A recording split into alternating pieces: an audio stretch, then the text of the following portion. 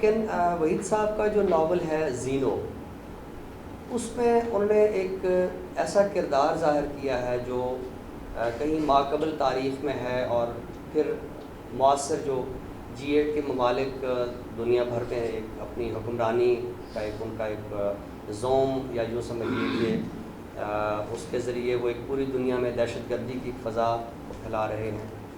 تو اس موضوع میں بھی یہی، اس ناول میں بھی یہی موضوع ہے کہ کس طرح جنگ کو روکا جائے. لیکن جنگ رکتی نہیں ہے، جنگ ہوتی ہے، کیونکہ جنگ جو ہے وہ صرف پیسے کے حصول کے لیے نہیں ہوتی. جنگ کے اندر جنگ کرنے والوں کا ایک خاص نفسیاتی جو ایک تسکین کا احساس ہے وہ ہوتا ہے. یہ جو سروں پہ حکمرانی اور روب جمانا اور آرڈر چلانا اور اپنی جو ایک حکمت عملی ذہن میں طے کر کے دنیا کے نقشے کو اپنے مطابق ڈھالنا ہے، یہ ایک نفسیاتی احساس ہوتا ہے، اور جنگیں اسی بنیاد پہ ہوتی ہیں. اور اس وقت جو G8 کے ممالک یا یورپ اور امریکہ جو دنیا میں اپنی ایک منوپلی اپنے دکھانا چاہتے ہیں. تو خیر یہ تو ایک زینوں کا موضوع. میں یہ عرض کرنا چاہ رہا ہوں کہ اس وقت جو ہمارے سامنے مجموعہ ہے پریاں اترتی ہیں، تھوڑا سا عنوان سے ہمیں ایک ایسے ظاہر ہوتا ہے کہ جیسے اس کے اندر کوئی رومانی نوعیت کی نظمیں ہوں گی، کوئی رومانٹک قسم کے امیجز ہوں گے، تو وہ ایک آدھ نظم میں ہے.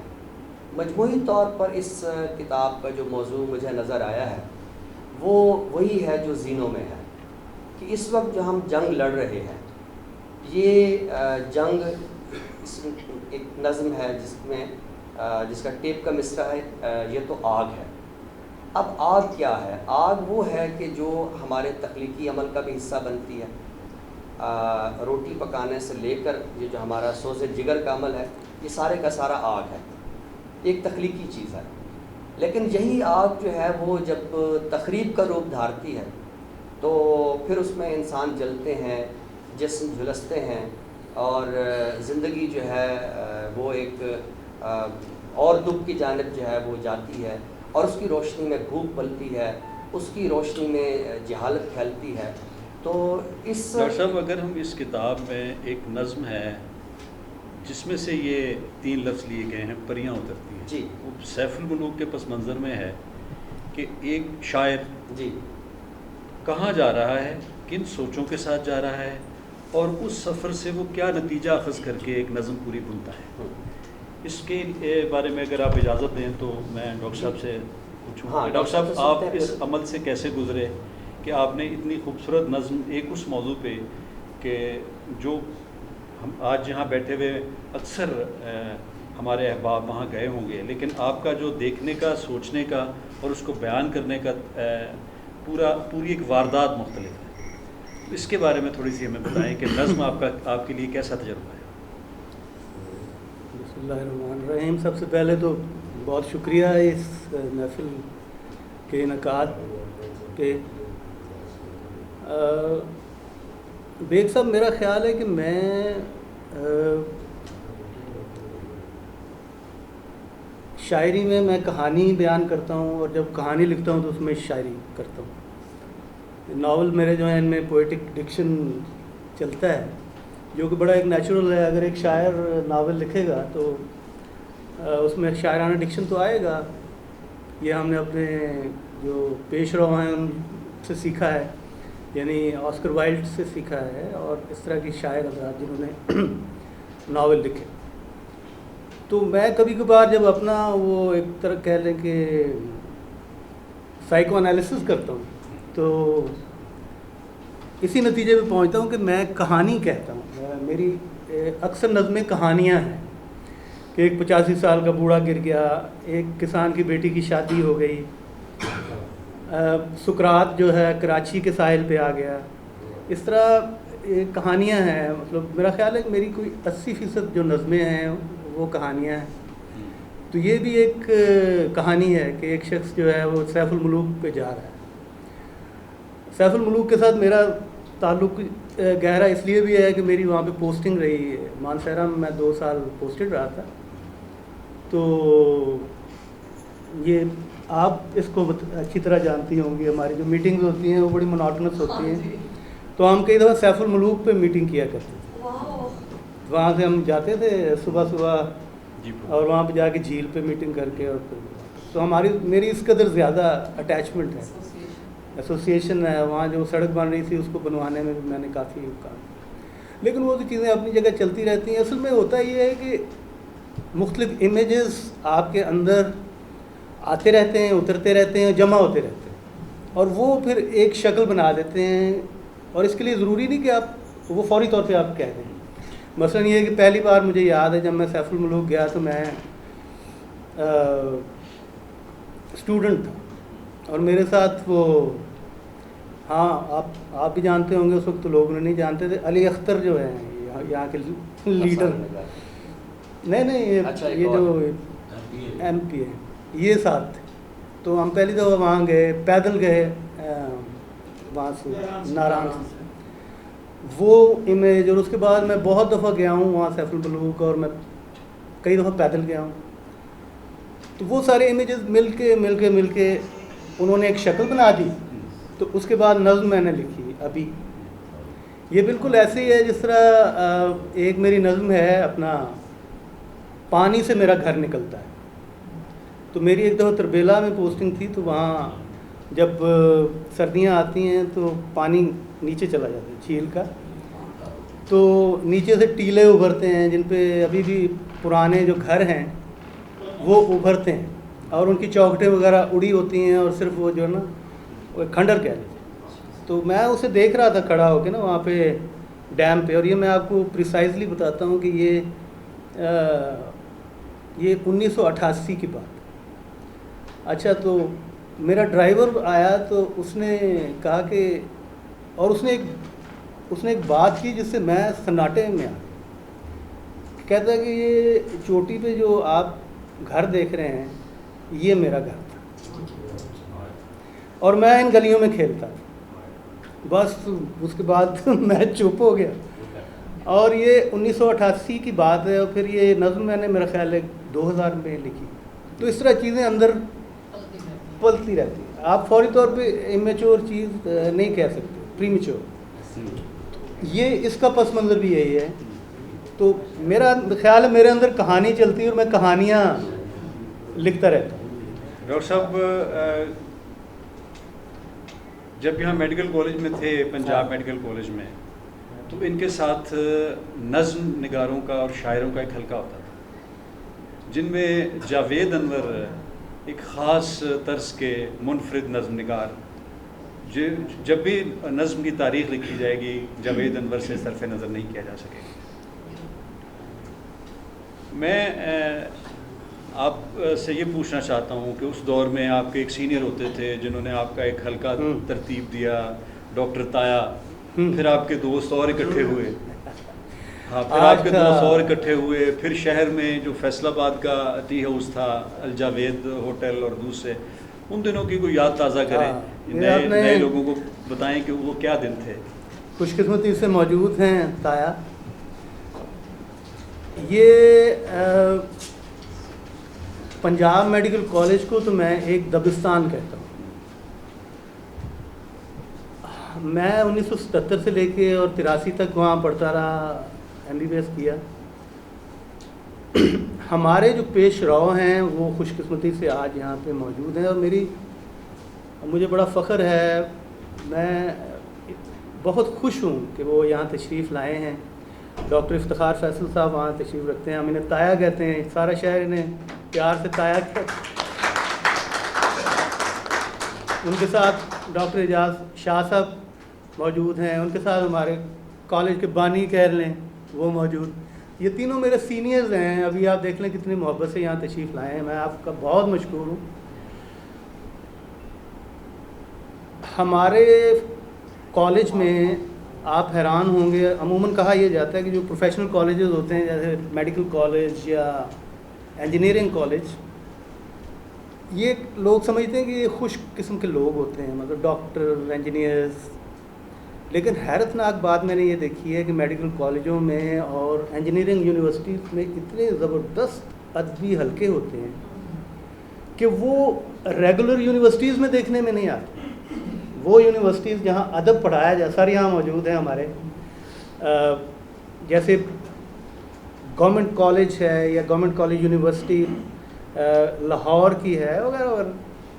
ابھی آپ دیکھ لیں یہ میں حیران ہوتا ہوں جب بھی میں یہ یو ای ٹی میں جاتا ہوں. یہ پچھلی دفعہ میں یو ای ٹی میں گیا, میں حیران رہ گیا, اتنا فعال وہاں پہ سوسائٹی ہے. باہر پنجاب میڈیکل کالج میں میرے علاوہ جاوید انور مرحوم, حسین عابد, ثاقب ندیم, یہ ہم لوگ شاعری کے لوگ, اور عبدال بیلا یہ نثر کے لوگ. پھر گانے والوں میں داور ہوتے تھے مرحوم, پھر مصوری میں خالد آزادہ. یہ سارے کے سارا جو ٹولہ ہے فنون لطیفہ سے جو منسلک بالعموم اور شاعری سے بالخصوص, اس کے جو لیڈر ہیں وہ افتخار فیصل صاحب تھے اور ہیں.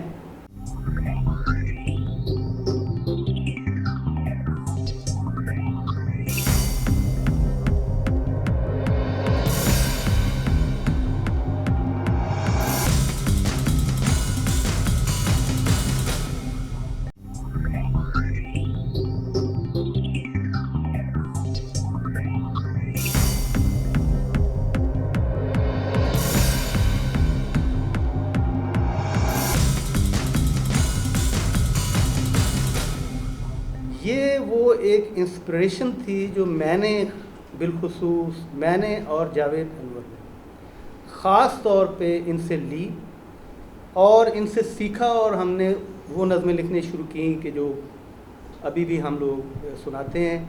آج افتخار فیصل صاحب تشریف لائے ہوئے ہیں اور میں آپ سے درخواست کروں گا کہ ان سے ضرور سنا جائے. یہ ان کی لکھی ہوئی, پھر اچانک انہوں نے شاعری سے مستعفی ہو گئے. بلا کوئی شاعری سے بھی مستعفی ہوتا ہے آپ سے؟ ہاں جی. بڑا پوچھا کہ کیوں, میں تو کہتے بس ہو گئے, زیادہ پوچھیں تو ڈانٹتے ہیں, اب کیا کریں.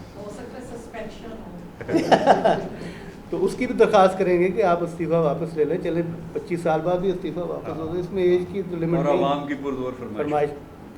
اچھا ڈاکٹر صاحب سوری, پھر ان کا محترم ریاض مجید صاحب میری اس بات کی شاید تائید کریں کہ ان کی لکھی ہوئی نظمیں جو ہیں پھر ہمارے یہاں شہر کے حلقے میں بھی پڑھی جاتی تھیں اور لوگ ان کو بہت زیادہ اثراتے تھے.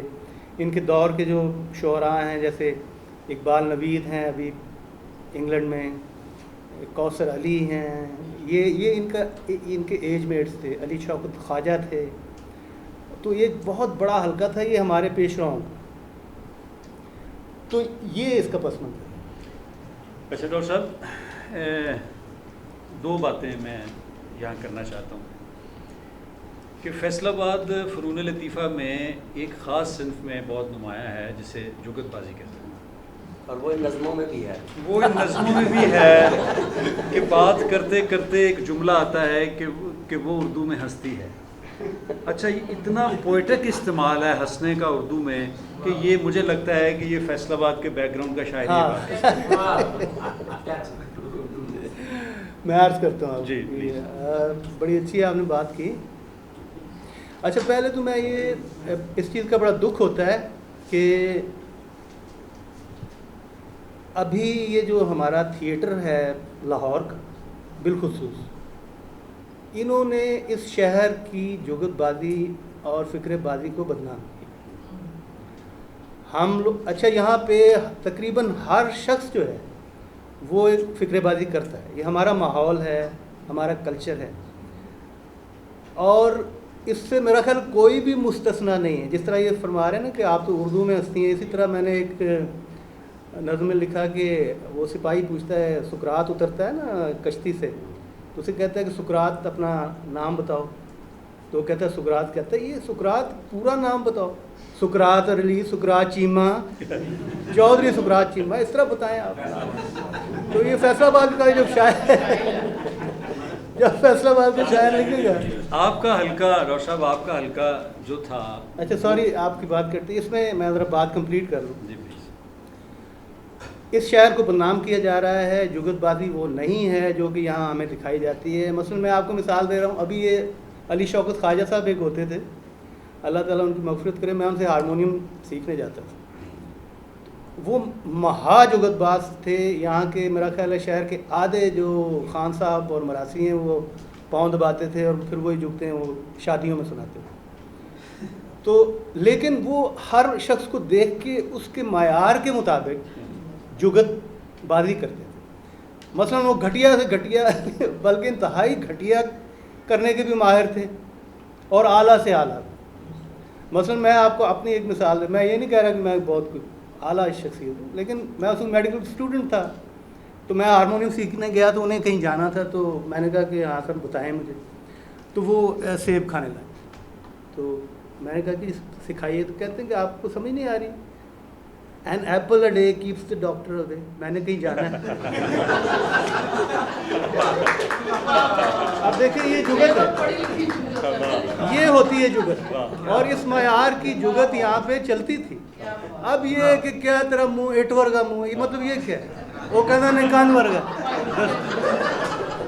یہ ایسی گھٹیا اور فضول گٹر کی اور فضولیات یعنی بکواس کرتے ہیں یہ لوگ. یہ جگت لائل پور کی یہ جگت نہیں ہے. لائل پور کی جگت معیاری ہے, اور یہ میں پیغام خاص طور پہ دینا چاہتا ہوں.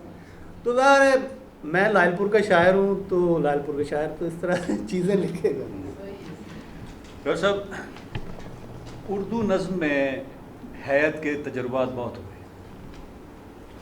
وقت کے ساتھ ساتھ جہاں نظم ہمارے پاس پہنچی یہ سیدھی نظم ہے, اور اس میں خیال اہم ہے, اور اس میں کوئی چونکا دینے والا ایلیمنٹ نہیں ہے کہ آپ ڈگڈگی لے کے پہلے چونکائیں اور پھر کو اپنی بات کریں. سنجیدہ نظم ہے, اور نظم تہ در تہ ہے. ایسا نہیں ہے کہ آپ طویل نظم پڑھیں, خاص طور پہ طویل نظم, تو ایسا نہیں ہے کہ پہلی دفعہ وہ کھل جائے. آپ اس کی ایک ریڈنگ کرتے ہیں, پھر سوچتے ہیں کہ اچھا اس لفظ میں یہ تو لفظ علامت بنتا جا رہا ہے, اس علامت کے کتنے پہلو, کتنے اس کے شیڈز ہو سکتے ہیں. آپ اس بارے میں کیا کہتے ہیں؟ پہلی تو بات یہ ہے کہ ڈاکٹر صاحب نے ساری گفتگو کو ڈائیورٹ کر دیا اپنی کیا کہتے ہیں بزلہ سنجی کی بنیاد پر. تو اب تو جی چاہ رہا ہے کہ نظم پہ نا کچھ اس طرح کی ہلکی پھلکی گفتگو کی جائے. تو اب مزاح کیا ہے, اس کی تو خیر علمی تعریفیں بہت ہوتی ہیں, لیکن کسی نے کہا ہے کہ مزاح وہ ہوتا ہے جس میں مزہ بھی اور حیرت بھی ہو. اب وہ حیرت ظاہر اسی وقت ہوتی ہے جب اس میں کوئی ذہانت ہو. تو فیصل آباد کی جو زبان ہے, جو گفتگو ہے, اس کو یہ ہے کہ جملہ اس طرح بولا جاتا ہے کہ حیرت بھی ہوتی ہے. دیکھیے ڈاکٹر صاحب کی یہ جو نظمیں ہیں, ایک تو میں نے یہ محسوس کیا ہے کہ ڈاکٹر صاحب کا جوہر اس وقت کھلتا ہے جب یہ نظم کو پھیلاتے ہیں. ان ڈاکٹر صاحب کی جو مختصر نظمیں ہیں ان سے کہیں زیادہ نظمیں وہ متاثر کن ہیں جو طویل نظمیں ہیں. پھر جیسے میں نے یہ عرض کیا کہ 60 کے بعد ہماری جو نئی نظم ہے اس کا سب سے بڑا وصف یہی ہے کہ اس میں مفہوم جو ہے وہ یک بندی نہیں ہے. یعنی ہماری پیچھے جو نظم چلی آ رہی ہے نظیر سے لے کر فیض صاحب تک, وہ ساری کی ساری یک پڑتی ہے. یعنی آپ اس کی تشریح اس طرح نہیں, مطلب آپ کو سمجھ آ جاتی ہے کہ بات یہ ہے.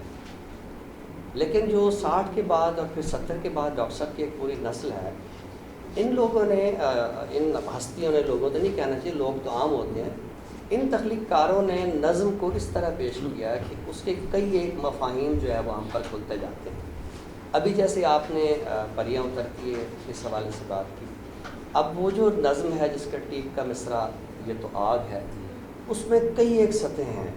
یعنی کائنات کی ابتدا میں آگ نے کیا کردار ادا کیا, پھر اس کے بعد جب اس زمین پر انسان آباد ہوئے تو آگ نے کیا کردار ادا کیا, پھر انسان جب تخلیقی عمل کی طرف آیا تو آگ نے کیا کردار ادا کیا, اور معاصر فضا میں جنگوں کی بنیاد پہ آگ جو ہے وہ کیا تخریبی کردار ادا کر رہی ہے.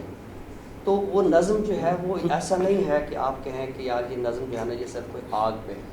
یعنی جب وہ نظم میں پڑھ رہا تھا تو میرے ذہن میں راشد کی نظم میرے دل سہرا نورد پیر دل, جس میں وہ آگ کی پوری تشریح کرتا ہے. آگ یہ ہے, آگ آزادی کا, آگ دل شادی کا نام, آگ یہ ہے, آگ یہ ہے. تو پھر اس آگ کے استعارے کو ہمارے معاصر شعراء نے جو ہے وہ کئی ایک اسالیب میں برتا ہے. اور ڈاکٹر صاحب تو جیسے کہ ان کے ایک پورے مجموعے کا نام ہم آگ چراتے ہیں, آپ ان کا کوئی بھی مجموعہ آپ دیکھیں گے اس میں آپ آگ کا جو استعارہ ہے وہ آپ کو بنیادی طور پر ملے گا. ڈاکٹر صاحب انڈیکیٹی آگ لگی یہ دیکھیں نا, آپ کہتے ہیں کہ میں ڈیولپ کرتا ہوں, یہ دوسری دفعہ انہوں نے لقمہ دیا ہے. یہ میرا خیال ہے جان بوجھ کے یہ کوئی سازش. اچھا ڈاکٹر صاحب سے میرا ذاتی خیال یہ ہے کہ اب نا اس کے بجائے کہ میں نظم ڈاکٹر صاحب کی نظم پہ بات کروں, وہ ریاض مجید صاحب بڑی اچھی مثال دیتے ہیں کہ آپ فوارے کی تشریح کرنے کے بجائے نا بندے کو موڑ دیں کہ یہ فوارہ ہے. تو ڈاکٹر صاحب بیٹھے ہیں, میرے خیال میں اب ہمیں ان سے ڈاکٹر صاحب میں آپ بات کا سیشن اس میں سنا دیں. نہیں آپ نہیں نظمیں سارا بعد میں سنیں گے, بعد میں سے سنیں گے. بات ابھی کرتے ہیں. یہ نظم ان کے لیے مسئلہ ہے, ہاں ان کے لیے ایک جذبہ ہے, پیشن ہے. نظم یہ کیوں نظم لکھتے ہیں؟ دیکھیے میں ایک چیز آپ کو عرض کروں, جیسے کہ ڈاکٹر صاحب ناول نگار بھی ہیں اور ڈاکٹر صاحب نظم نگار بھی ہیں. اب ناول نگار اپنی نظم میں بطور ناولسٹ کیسے سامنے آتا ہے اور ناول میں بطور شاعر کیسے سامنے آتا ہے, یہ وہ ہنر ہے جو وحید احمد صاحب کے پاس ہے. جی ڈاکٹر صاحب, آپ اپنی نظم کی بنت کے بارے میں, اس کی حیت کہ نظم آپ کہاں سے شروع کرتے ہیں؟ بعض اوقات سامنے پڑی نظم آ جاتی ہے, ایک ہی سیٹنگ میں آپ لکھ دیتے ہیں.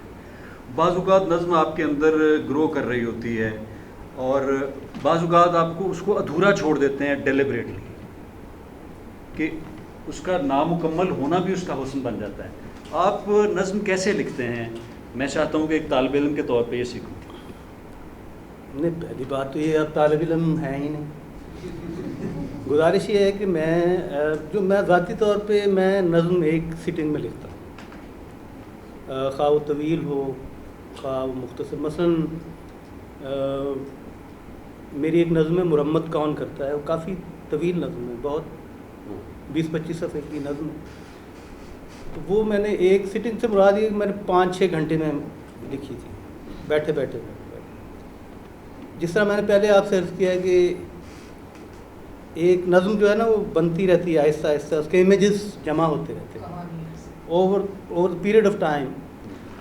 اگر تو دیکھیں نا, اگر تو کرافٹ کرنا ہے تو وہ تو ابھی ہمیں نظم لکھتے مجھے 42 سال ہو گئے, تو یہاں بیٹھے بیٹھے بہت ساری نظمیں کہی جا سکتی ہیں اور ایک دیوان غزل کا بھی بنایا جا سکتا ہے. لیکن ہوتا اس طرح ہے کہ وہ امیجز جمع ہوتے رہتے ہیں. بعض اوقات چند دنوں میں ہی نظم کہہ دیتے ہیں, بعض اوقات 20-30 سال بھی ہو جاتے ہیں. لیکن نظم لکھتا میں ایک گو میں ہوں, میں ایک گو میں لکھتا ہوں. یہ غزل کی طرح نہیں ہوتا کہ ایک شعر ہو گیا پھر چلتے پھرتے دوسرا شعر ہو گیا, تیسرا شعر ہو گیا. وہ بعض لوگ شاید نظم کو کئی وقفوں میں لکھتے ہوں گے, ان کا اپنا ایک مزاج ہے. میں مسلسل لکھتا ہوں, خواہ وہ 20 صفحے ہوں, خواہ آدھے صفحے کی نظم بھی میں نے لکھی ہوئی ہے اور 20 صفحے کی بھی لکھی ہوئی ہے. تو میں تو اس طرح کرتا ہوں. تو ڈاکٹر صاحب اس کو بعد میں جیسے بعض لکھنے والے کہتے ہیں کہ ہم ایک چیز کو لکھ کر کچھ عرصے کے لیے اس کو بھول جاتے ہیں, کچھ زمانے کے بعد اس کو دوبارہ اس کو پھر اس کی نوک پلک درست کرتے ہیں. آپ اس عمل سے نہیں, اچھا وہ میں نہیں کرتا. خواہ وہ غلط, یہ بات غلط بھی ہو سکتی ہے, میں اس کو نہیں کرتا ہوں, بالکل بھی نہیں کرتا. ایک چیز آپ نے پہلے پوچھی تھی کہ بلکہ کہی تھی, اس پہ میں ضرور آپ سے عرض کروں گا کہ ویسٹ میں کہا جاتا ہے کہ لانگ پوئم از ڈیڈ. یہ ایسی صورتحال نہیں ہے. ہر جگہ کا اپنا ایک تمدن ہوتا ہے, اپنی تہذیب ہوتی ہے, اس کا ایک ادبی ان کے رویے ہوتے ہیں. اصل میں ہم ویسٹ کو ایک اندھا دھند منطبق کرتے ہیں, سنکرونائز کرتے ہیں. ہم بڑے کمپلیکسڈ لوگ ہیں, ہم فوراً امپریس ہو جاتے ہیں دوسروں سے, اور باہر کی چیز کو مطلب ہمارے استعمال کی چیزیں بھی باہر سے آتی ہیں اور ہماری شاعری کی چیزیں بھی باہر سے آتی ہیں. تو ضروری نہیں کہ ویسٹ میں اگر لانگ پوئم از ڈیڈ تو وہ لانگ پوئم یہاں بھی ڈیڈ. میں بھی طویل نظم لکھتا ہوں اور بہت سارے اور نظم نگار ہیں وہ بھی طویل نظم لکھتے ہیں.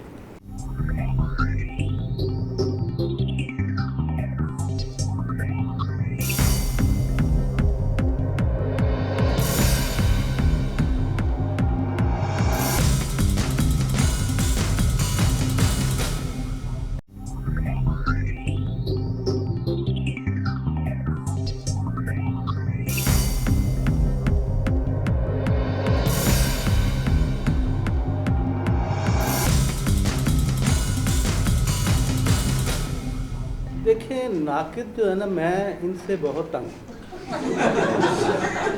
میں آپ کو بتاؤں یہ اچھے لوگ نہیں. نقاد ہمارے اکثر جو ہے یہ انتہائی بیہودہ ہے. تخلیقی عمل کی طرف نہیں ہے. نہیں, میں آپ سے عرض کرتا ہوں, ہارڈلی کوئی نقاد ہوگا جو اپنا لکھے. اچھا وہ شروع کرتا ہے لارنس نے یہ کہا, فلاں نے, بھائی آپ نے کیا کہا؟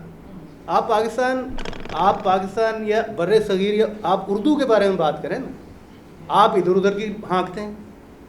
سو میں بنیادی طور پہ نقادوں کے شدید خلاف, اور میں انہیں کوئی اچھا انسان نہیں سمجھتا. ڈاکٹر صاحب, آپ کا جو تاثر نقادوں کے بارے میں ہے, مجھے لگتا ہے یہ مجلسی نقادوں کے بارے میں ہے. پڑھے لکھے نقاد اکثر ہیں ہی مجلسی. ایک مجلسی نقاد کی مجھے بات یاد ہے, پاک ٹی ہاؤس میں ایک بڑے پڑھے لکھے نقاد ہوتے تھے, انہوں نے مذاق اڑانا تھا نقادوں کا. جیسے انہوں نے کہا کہ ایلیٹ نے یہ کہا, لارنس نے یہ کہا, تو وہ گفتگو کرتے کرتے وہ کہتے جان پلیئر نے یہ کہا. اب سارے سن رہے ہیں, تو انہوں نے جان پلیئر کے بارے میں کوئی 15 منٹ لگائے, سب متاثر ہیں, نوٹس لیے جا رہے ہیں. اب وہ پڑھا لکھا آدمی تھا, وہ باہر آیا کہتا کیا بکواس لوگ ہیں, یہ دیکھو یار سگریٹ کی ڈبی پہ جان پلیئر گولڈ لیف لکھا ہوا تھا, میں نے اس کا نام لے دیا. تو تنقید بعض اوقات بغیر پڑھے کی جاتی ہے, اور کئی دفعہ وہ اچھی بھی ہو جاتی ہے. نہیں, آپ نے بڑی خوبصورت بات کی. یہ اصل میں نا یہ بہت اہم بات ہے. یہ بڑا تکلیف دہ عمل ہوتا ہے, یہ بہت تکلیف دہ عمل ہے. یہ بالکل یہ کنسیپشن کی طرح ہوتا ہے. یہ اس کو ہر پالتے رہنا اپنے ذہن میں, اور ہر وقت اس کی کثرت محسوس کرتے رہنا, ایک خلش. ڈاکٹر صاحب ایک سوال, بالکل صحیح کہہ رہے ہیں. ہاں, ابھی آپ کہہ رہے تھے کہ میں بھی نظم اس طرح سے لکھتا ہوں, میرے معاصر بھی اس طرح سے لکھتے ہیں. جب آپ نے شروع کیا تو وہ تو غزل کا دور تھا, نظمیں تب ایک فیشن ضرور بنا تھا, لیکن جب ایک سماجی اور سیاسی بڑی تبدیلی آئی, ملک میں مارشل لاء لگ گیا, تو جو سینسٹیو لوگ تھے ان میں ایک خاص طرح کی ایگریشن آئی.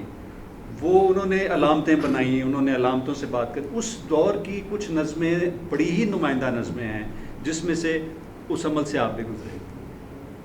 آپ کیا سمجھتے ہیں کہ آپ کے معاصر نظم نگاروں میں کون کون سے ایسے ہیں جن کو آپ کہیں نہ کہیں پلیس کرتے ہیں؟ دیکھیں, وہ تو بہت سارے ہیں. وہ تو ایک طویل ایک فہرست ہے. اب اصل میں زبانی اگر میں نام لوں گا تو میں کہیں اسکپ کر جاؤں گا, تو وہ ایک رنجشیں پیدا ہو جاتی ہیں. لیکن میں اس آپ کی بات کا جواب میں ضرور دیتا ہوں.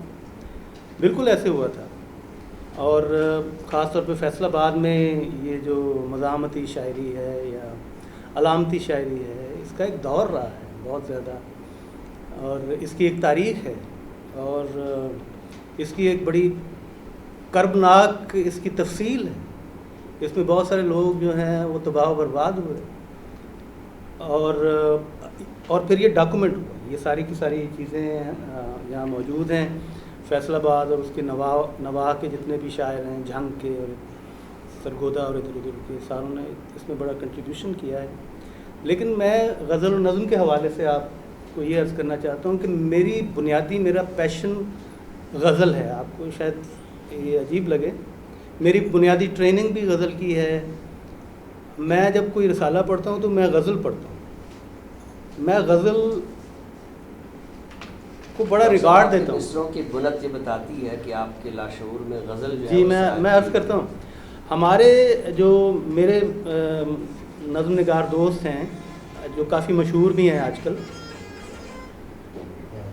وہ میرے اس نقطہ نظر سے بالکل مختلف سوچتے ہیں. وہ کہتے ہیں کہ نہیں, نظم کی اپنی لفظیات ہوتی ہیں, نظم کے الفاظ کی اپنی نشست و برخاست ہوتی ہے, نظم کی اپنی ٹریٹمنٹ ہوتی ہے, اور یہ آپ اس کو جب تک غزل سے ڈیورس نہیں کریں گے تو یہ کام نہیں بنے گا. جبکہ میں یہ سمجھتا ہوں کہ جب تک آپ کو غزل کی تہذیب نہیں ہوگی, آپ کو نشست الفاظ کا پتہ ہی نہیں چلے گا. شاعری, اردو شاعری, یا تو آپ انگلش شاعری کریں نا, یا فرینچ شاعری کریں, یا کسی اور زبان کی شاعری کریں. اگر آپ اردو شاعری کرنا چاہتے ہیں تو سب سے پہلے آپ کو اردو غزل کے دروازے میں سے گزر کے آنا پڑے, پھر جو ہے آپ صحیح طرح سے مصرع سازی کر سکیں گے. میں اس چیز پہ یقین رکھتا ہوں, اور جتنی میری ایک بساط ہے اس کے مطابق میرے مصرے جو ہیں, جس طرح آپ نے فرمایا, اس میں غزل کی خوشبو آتی ہے اور آنی چاہیے، مجھے بڑی اچھی لگتی ہے. بعض اوقات قافیہ بڑا تیزی سے چلنا شروع ہو جاتا ہے آزاد نظم میں. اس میں ہاشمی صاحب میں آپ سے عرض کرتا ہوں کہ میرے خیال میں شاعر جو ہے شاعر مورخ ہوتا ہے، شاعر تاریخ دان ہوتا ہے. جب یہ 2020 کی تاریخ پڑھی جائے گی 100 سال بعد، تو تاریخ کے جو تاریخ دان ہیں ان کی کتابوں کے ساتھ ساتھ یا شاید ان سے بڑھ کے شاعروں کے دیوان پڑھے جائیں گے. چنانچہ ایک شاعر پر لازم ہے کہ وہ اپنی واردات لکھے. ہمارے اکثر و بیشتر شاعر جو ہیں وہ گھسی پٹی اور چبائی ہوئی چیزیں جو ہیں وہ لکھتے رہتے ہیں. ہماری 80% غزل وہی ہے جو اساتذہ نے کہہ دی ہے بھئی آپ اساتذہ سے بہتر غزل نہیں کہہ سکتے، آپ اپنی غزل کہیے. اسی طرح نظم آپ وہ لکھیں جو اس دور کی جو واردات، آپ دیکھیں کس دھماکے کے ساتھ یہ صدی شروع ہوئی تھی.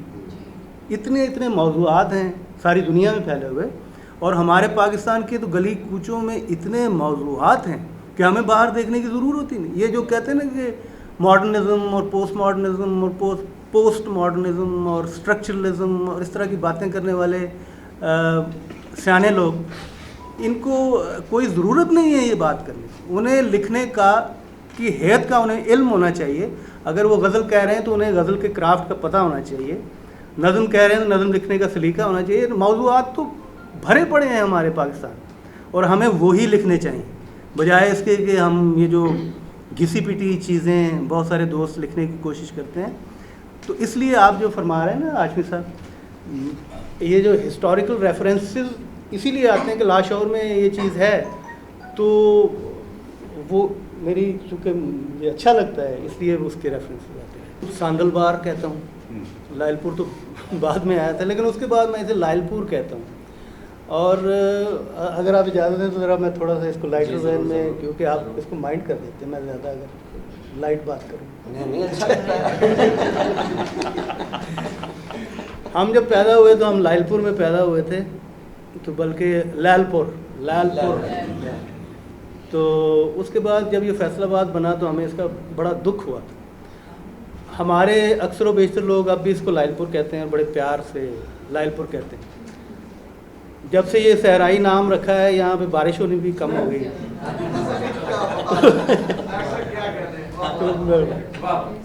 تو ہمارے لیے تو یہ لائل پور ہے، فیصل آباد نہیں ہے.